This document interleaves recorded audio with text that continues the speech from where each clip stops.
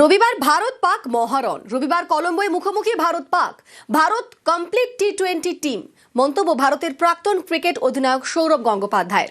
হারানো সহজ নয় বলেই মন্তব্য সৌরভের। ইন্ডিয়া পাকিস্তান ম্যাচ অলওয়েজ স্নায়ুর লড়াই।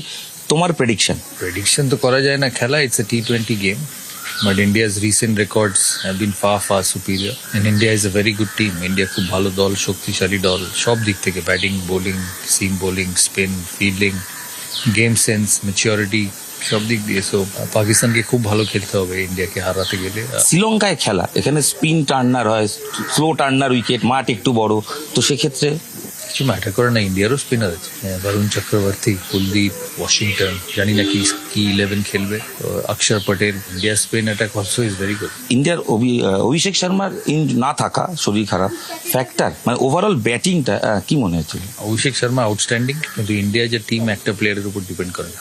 তুমি যদি ভারতের প্লাস ফ্যাক্টরগুলো একটু বলে দাও, যে এই টিমটা তুমি যা দেখছো। সব batting, power hitting, six hitting, spin, Bumrah, Harshdeep, সব complete team. India is a complete টি20 টিম। সো এই জন্য বললাম না, পাকিস্তানকে খুব ভালো খেলতে হবে হারাতে গেলে। বরুণ চক্রবর্তী খেলা মানে অলওয়েজ এক্স ফ্যাক্টর, পাকিস্তান ম্যাচেও তাই। হ্যাঁ, game changer, specially against teams outside the subcontinent. He is a game changer, even Pakistan. এই ম্যাচে prediction India, but again anything can happen. But কোনগুলো ফ্যাক্টর তুমি বলছো যে হ্যাঁ India is favorites by a long way. But কোন জায়গাটা দেখতে হবে যদি এখন? কিছু দেখতে হবে না, খেলতে হবে আর 6 মারতে হবে।